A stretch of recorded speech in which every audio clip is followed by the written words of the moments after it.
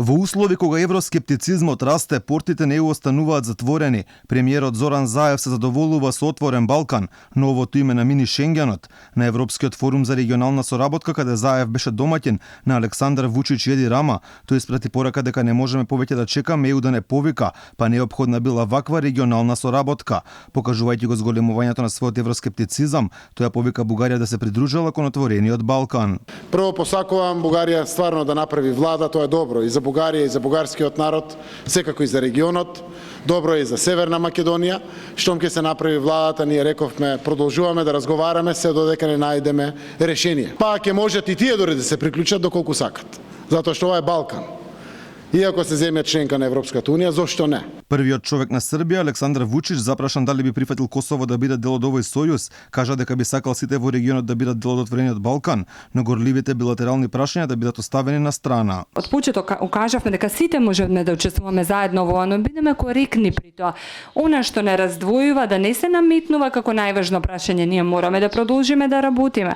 Ова го направивме како економска иницијатива во која што има слободен проток на луѓе, стока и капитал, во кој што луѓето ќе ги осетат, почувствуваат позитивните промени и последици, а не за решавање на нашите билатерални проблеми. Албанскиот премиер Еди Рама пак упати директно прашање до Косово, Црна Гора и Босна и Херцеговина, зошто не се дел од овој сојуз, но убеден е дека еден ден ќе се приклучат, бидејќи според него се работело за доброто на сите држави од Западен Балкан.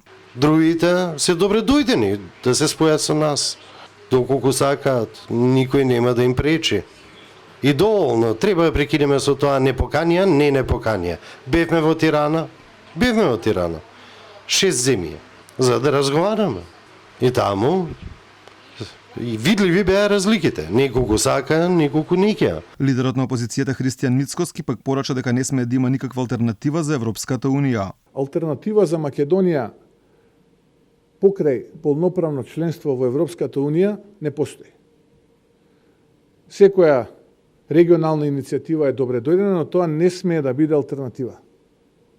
Македонија треба веднаш оваа година да ги отпочне преговорите со Европската унија, бидејќи тоа го заслужуваме повеќе од, би рекол, 10 години, со исполнети критериуми, но за жал поради разноразни артифицијални вештачки препреки, ние до овој момент не сме отпочнале преговори. На форумот незадоволство кај медиумските екипи предизвика и селективното избирање на медиуми кои ќе постават прашања. Шанса за тоа добија само еден медиум од Македонија, Србија и Албанија. Интересно, сите во државна собственост.